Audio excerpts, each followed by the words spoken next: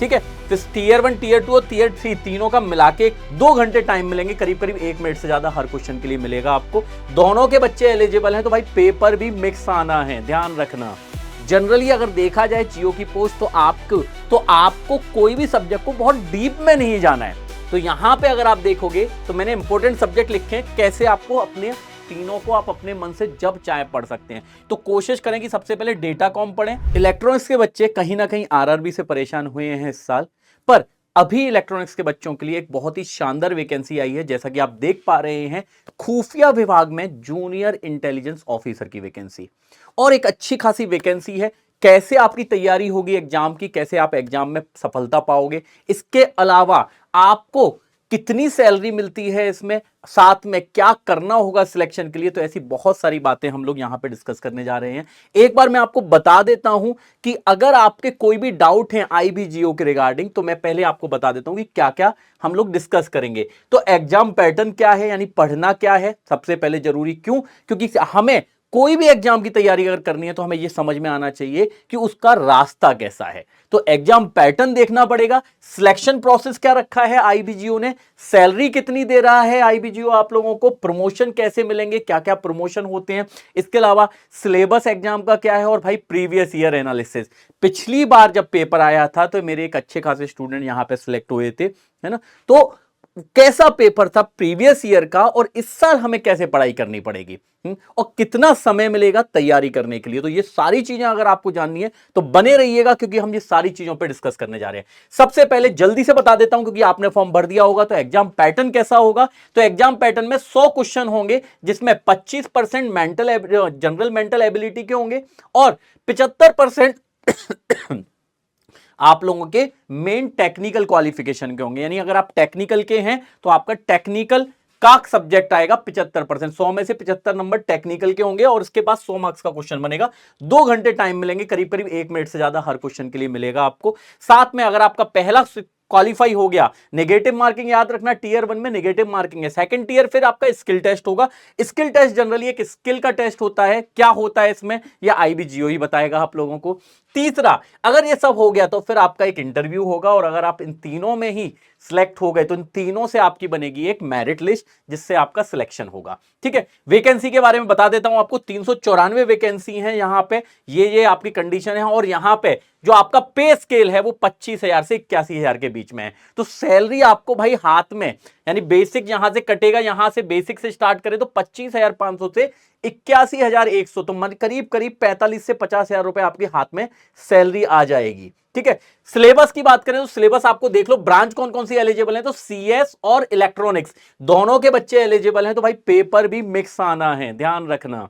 ठीक है, ये सारी चीजें हमें पता है। सिलेक्शन प्रोसेस के बारे में बता देता हूं, आपको कम से कम 100 मार्क्स में से टीयर 1 में क्वालिफाई होना है। तो यहां पे कंडीशन पहली तो ये है भाई कि अनरिजर्व बच्चों को 35 नंबर तो लाने ही पड़ेंगे।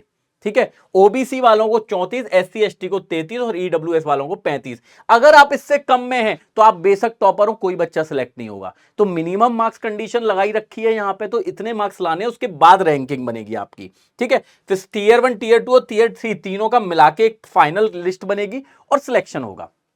ठीक है, अब सबसे पहले सर यार नौकरी तो मिल गई, करना क्या होता है इसमें। तो आप देख पा रहे हैं कि भैया जॉब प्रोफाइल क्या है, एनालिटिकल वर्क, यानी एनालिसिस करनी पड़ेगी चीजों की, है ना, देखना पड़ेगा कि क्या चल रहा है भाई। ठीक है, इंटेलिजेंस सुपरविजन करना पड़ेगा।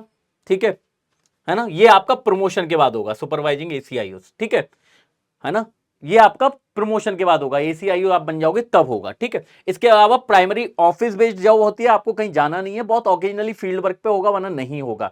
ठीक है, moderate to high supervisory and strategic task, आपको स्ट्रैटेजी डिसाइड करनी पड़ेगी। कोई भी टास्क है तो आपको डिसाइड करना पड़ेगा कि कैसे वो काम करना है। ठीक है, अपने सीनियर्स को बताना है, और जब आप प्रमोट हो जाओगे तो आपके जूनियर्स को बताना है, जीओस को बताना है। ठीक है ना, इसके अलावा मोस्टली सुपरविजन विजिट होगी, और मॉडरेट प्लांट एनालिटिकल टेस्ट। केवल एनालिसिस करना जरूरी है, यानी कि आपको बहुत सारी चीजें होंगी, आपके पास चार्ट्स होंगे जिन पे आपको समझना पड़ेगा कि क्या प्रोसेस चलेगी और कैसे काम होना है। जनरली अगर देखा जाए जियो की पोस्ट, तो आपको आईबी के ऑफिस में बैठ के आपको केवल एनालिटिकल वर्क करना है, इसके अलावा कुछ नहीं। आपकी एक फिक्स टाइमिंग की जॉब होगी, कोई स्पेशल वो नहीं है। यहां पे लिखा हुआ है कि ओकेजनली फील्ड वर्क हो जाता है, हाँ कभी कभार आपको फील्ड पे देखना है तो जा सकते हैं, आपको भेजा जाएगा कहीं तो। इसके अलावा आपको कोई दिमाग नहीं लगाना, ठीक है। पर पढ़ाई करना बहुत जरूरी है, और पढ़ाई करने के लिए आपको क्या क्या पढ़ना है इस एग्जाम के लिए, तो मैंने आपको सिलेबस लिख दिया है पूरा का पूरा। अगर टेक्निकल की बात करो, 75% क्वेश्चन आपके इसमें से आएंगे,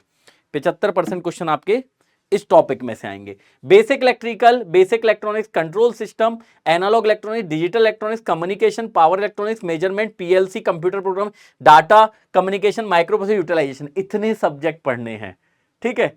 अब सर इतने सब्जेक्ट कैसे पढ़ेंगे सर, इतने तो बहुत ज्यादा है, बिल्कुल। पर ये ध्यान रखना, आईबीजीओ की प्रिपरेशन अगर आप कर रहे हैं तो आपको कोई भी सब्जेक्ट को बहुत डीप में नहीं जाना है, केवल चीजों के नाम पढ़ो आगे बढ़ो, नाम पढ़ो आगे बढ़ो, काम पढ़ो आगे बढ़ो, ठीक है। जनरल एबिलिटी 25% का जो सिलेबस आएगा वो आएगा क्वांटिटेटिव एप्टीट्यूड और रीजनिंग से, तो इसमें तो हम कर ही लेंगे।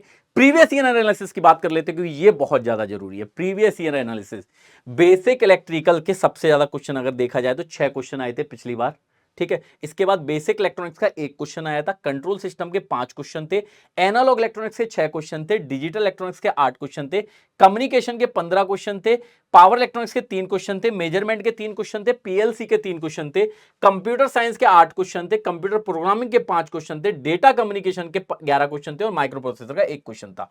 यानी कि अगर आपको सिलेक्शन लेना है भाई टेक्निकल से, तो आपको किस सब्जेक्ट पे सबसे ज्यादा फोकस करना है, तो मैं आपको एक बार सिनेरियो समझा देता हूं कि भैया कैसे आपको फोकस करना है।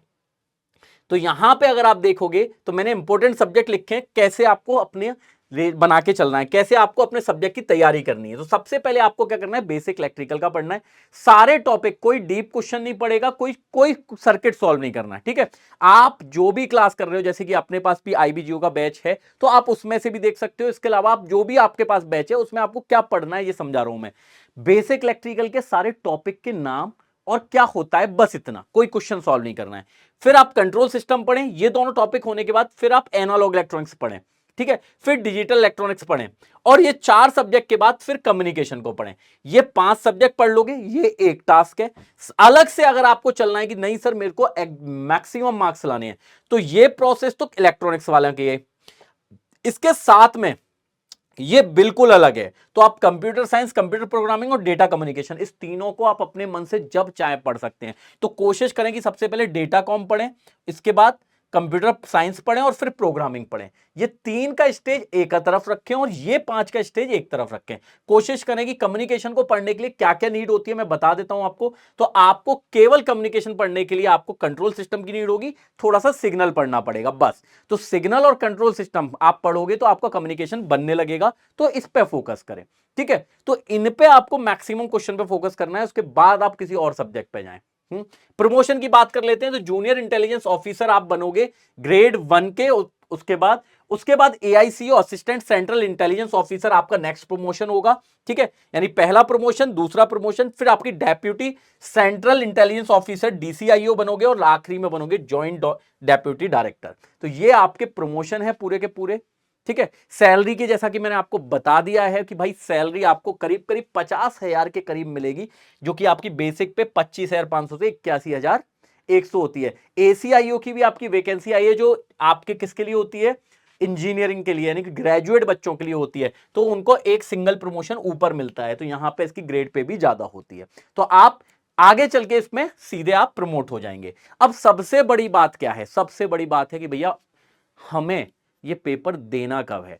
तो अगर मैं लास्ट सिनेरियो समझाऊं आपको कि पिछली बार जब जियो का पेपर आया था आईबी का, तो जियो का पेपर जिस डेट को फाइनल फॉर्म भरा गया था उसके करेक्ट 1 महीने 10 दिन बाद, 1 महीने 10 दिन, 1 महीने 15 दिन बाद आपका पेपर हो गया था। यानी कि आईबी जियो ने पेपर भरने से जस्ट 10 दिन बाद कंफर्म कर दिया कि आपकी डेट ये है, ठीक है। तो आपका पेपर का फॉर्म समेशन कंप्लीट हो चुका है, तो मैं उम्मीद कर रहा हूं कि 2 से 5-8 दिन में आपकी पेपर डेट आ जाएगी।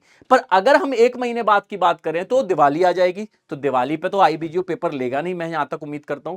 तो आपका जो पेपर होगा वो जस्ट दिवाली के बाद ही हो जाएगा। तो कोशिश करेगी अपनी पढ़ाई, है ना, इस तरीके से लेके चलें जिस तरीके से आपको दिवाली के बाद तक का आपका सिलेबस कंप्लीट हो जाए।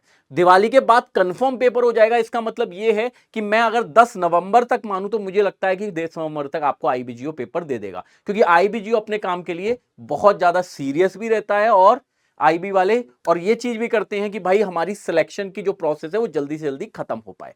ठीक है, तो आपको उम्मीद लेके चलनी है कि भैया 10 नवंबर के आसपास हमारा पेपर होगा, तो इससे पहले हमारा सिलेक्शन और पूरी क्लासेस कंप्लीट हो जाएं। इसके अलावा अगर आपको कोई भी डाउट है आईबीजीओ से रिगार्डिंग या इंटेलिजेंस ब्यूरो से रिगार्डिंग या कुछ भी आपको पूछना है, जो भी आपके डाउट है, तो यूट्यूब पे आपका कमेंट बॉक्स ओपन है, आप कमेंट करके पूछ सकते हो। हमारी टीम बकायदा उसको देखती रहती है और आपको रिस्पॉन्स देती है। साथ में अगर आपको मुझसे कोई डिस्कशन करना है या किसी अपने साथ वाले से डिस्कशन करना है, तो लॉरेंस सर पीडब्ल्यू का ये हमारा खुद का चैनल है, यहां पे हजारों बच्चे जुड़े हुए हैं पीडब्ल्यू के और आउटसाइड भी। तो ये बच्चे सारे के सारे आपको गाइड भी कर सकते हैं। तो ये चैनल आप टेलीग्राम पे ज्वाइन करके भी डिस्कस कर सकते हैं, मुझसे बात कर सकते हैं। अगर आपको कोई इसके अलावा दिक्कत है तो आप लोगों के लिए कमेंट बॉक्स ओपन है, आप अपना कमेंट कर सकते हैं। तब तक के लिए खुश रहिए, पढ़ते रहिए और आईबीजीओ में आपके सिलेक्शन के लिए तैयारी बहुत शानदार तरीके से करते रहिए।